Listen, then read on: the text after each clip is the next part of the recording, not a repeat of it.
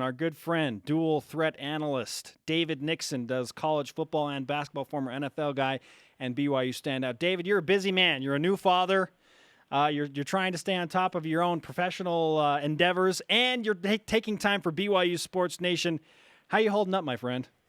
I'm doing great. Any chance I get to talk to you guys, I'll take it out of my day. It's a privilege. Because you don't have to change a diaper, is that why? Exactly. Yeah, it gives me some away time from the wife. Everyone needs that. David, we have this interesting conversation going about BYU's financial situation in the ever-changing landscape of college football. Jeremy and I both believe they're in a good place as an independent, better than they would be if they were in one of those non-Power 5 conferences. Where do you see BYU football financially right now in 2014? I think obviously being part of the big Power 5 conferences is where we all want to be. Not only to play those type of schedules and play those type of venues, but obviously because of the money. I mean, the discrepancy between the money with the top 5 and the bottom conferences is obviously huge. I think you guys have discussed that. So no question, BYU wants to and needs to be in one of these power conferences. But if you can't be, then I think we're in the best position for multiple reasons. And obviously, playing-wise, you look towards next year's schedule. I mean, if BYU is still in the Mountain West Conference, they wouldn't get a chance to play at Nebraska and at UCLA and at Michigan. It just wouldn't be possible because of the scheduling conflicts. But because of where they are currently, they have a chance to go on the road, play these big venues, and then have some good games at home like we saw last year with Texas and with upcoming years with UCLA coming to Provo again. So I think scheduling-wise, playing-wise, as a player, former player, and I can talk about the current players love this format and how the teams are getting to play and where they're getting to play. I mean, they get to go East Coast, get to play all over the country, not just staying here in the West. And then, of course, money-wise, BYU with their TV deal with ESPN, I think it suits them well to be where they're at. But no question that the in-play is going to be one of these Power 5 conferences. But in the meantime, I think they're positioned very well right now. And that's the way I feel as well, David, is that BYU is fine right now, but in the future will get left behind with facilities because of the amount of money coming into these P5 schools.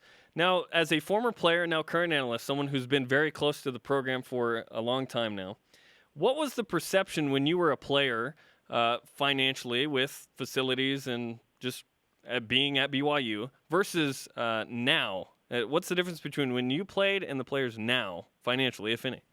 I don't know if there is much of a gap between then and now. You still look at our facilities at BYU, and they're still, top of the class. You look at that indoor facility; it's one of the nicest indoor facilities in the country. I played in the NFL for quite a few years, and I never had an indoor facility quite like BYU's current one. Interesting.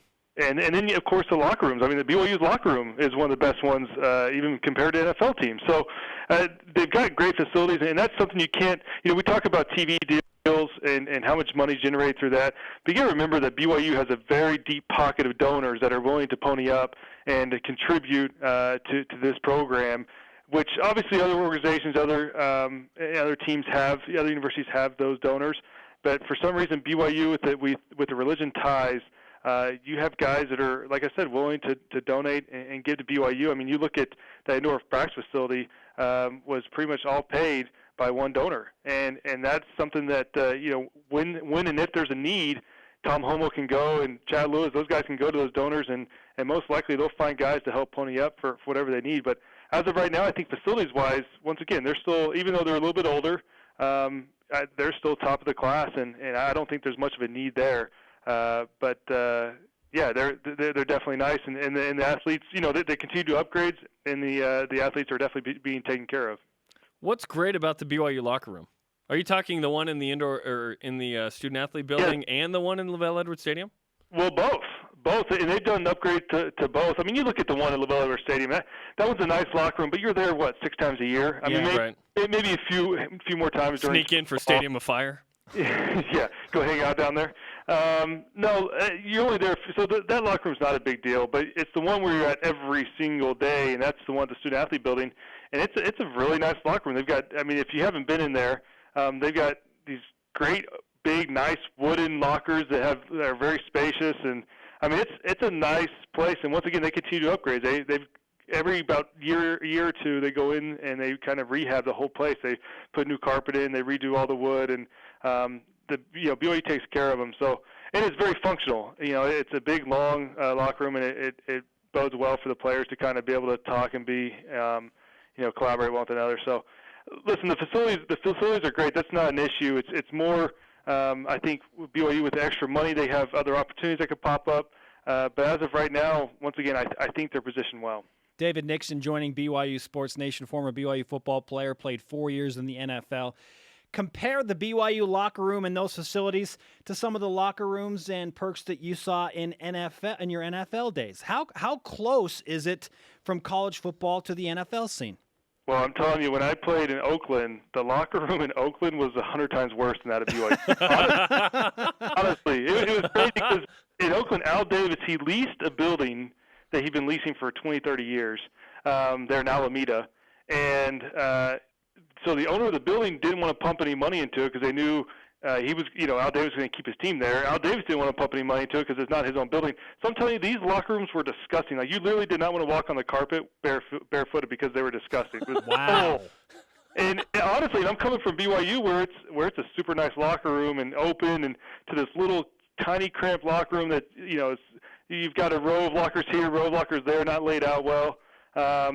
But you got that. I mean, the Texans, they had nice facilities. Theirs were newer. But then even St. Louis's, like I said, BYU's I thought were better than St. Louis's. So you'll find that with a lot of the NFL teams, they kind of have been in these stadiums or these practice facilities for a while, and they don't invest a lot of money into them because they're usually investing the money into the actual players themselves. But BYU is obviously a little different. They're obviously investing into the facilities themselves, and and in return, hopefully the players appreciate it and go out there and produce something on the field. David, a lot has been made of the mountain and the Mountain West Conference back in the day. But as a former player, what was that experience like playing on the mountain?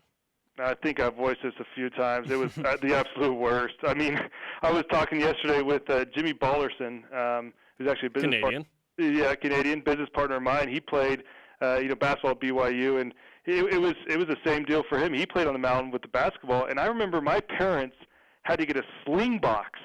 They had to get a sling box to connect to somebody here in Utah, because my grandparents lived here in Utah, so they could just watch my games. And then, of course, if something was wrong with the internet connection, they wouldn't even be able to watch the game. So it was a complete disaster. And at the time, I think we kind of appreciated because there was no other deal in place, and so at least we were on TV. We were on every week, but there were weird times. I mean, we were playing at Air Force at like a 12 o'clock game, and we were having to get up. In order to bus over to the game, we're having to get up at like 6:30 in the morning.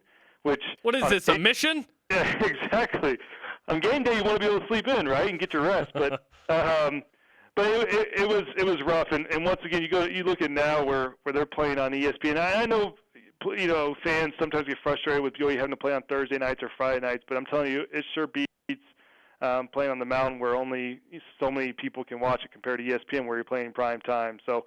And I think you see a direct result. You look at Ziggy getting drafted last year first round. You look at Kyle getting drafted early second round. I think there's a direct correlation between the exposure you get on national television and the number of players getting drafted and the number of opportunities players are getting on NFL teams. That's certainly a valid argument, given the fact that BYU has gone independent, and this is just year number 4, and they've had 2 high-round draft picks. Dennis Pitta would have not been a 4th-rounder, and he would have won the Mackey over some guy named Aaron Hernandez had BYU not been on the mountain. And it's a shame that those teams were winning 11 and 10 games during a 4-year span, and were on the mountain. Can you imagine what would have happened if those would have been on ESPN? What would have been the difference, David? Do you think BYU would be more of a P5 invitee? I think so. I honestly feel the mountain hurt BYU's progress in trying to get into one of these major conferences. And obviously you can make that argument with maybe Utah getting into the Pac-12. But I think at BYU, because, once again, those were some glory years. I mean, my 2006, we went 11-2, 2007, 11-2, and 2008, 10-3. I mean, those are 3 solid years where we won back-to-back Mountain West Conference championships.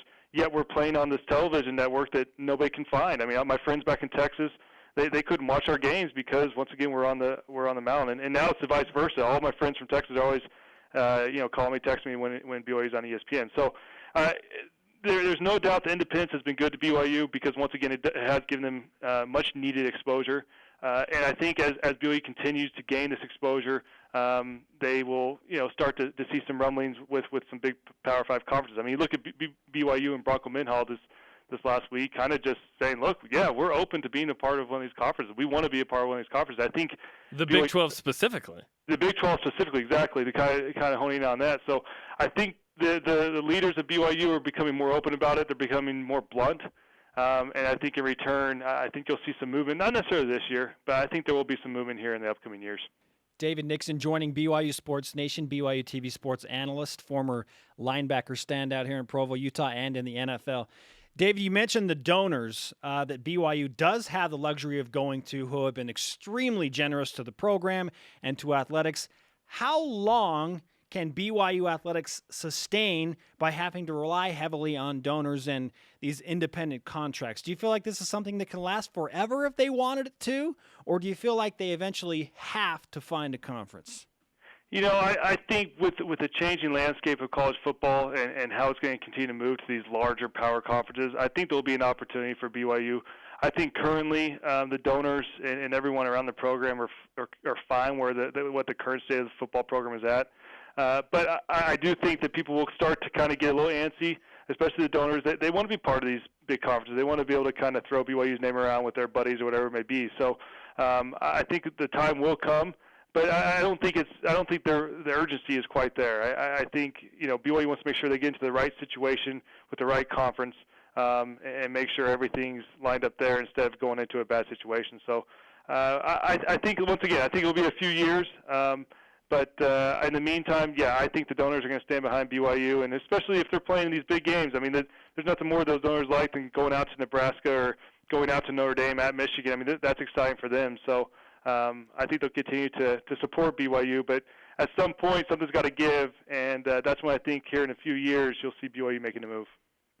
David Nixon on BYU Sports Nation. When you say a few years, you think 2, maybe 3? You think it's going to happen that fast? I think 3, probably at the minimum. I think it's going to take a few years. I think there's going to have to be, much like a few years ago when Missouri and A&M jumped ship along with Nebraska and went to the Big Ten. I think there's going to have to be a big shift somewhere in there. I know it's been alluded to in the past that, look, the Big Ten wants to get to more teams. The SEC would like to get to more teams. So I think the Big 12 will probably be rated again, and then they'll kind of be hurting. But who knows? I mean, nobody kind of saw that big move coming a few years ago. I don't know if we'll necessarily see the one coming, but I know for a fact that Tom Homo's in talks with many of these teams, and we've seen him go flying around the country meeting with the commissioners of different leagues, and so I know he's on top of it and he has a pulse on what's going on, and we'll make sure we're positioned in the right position when the time comes. Hey, great stuff, David. Always nice to have you on the show, and we'll allow you to go back to your other life now. Appreciate it, guys.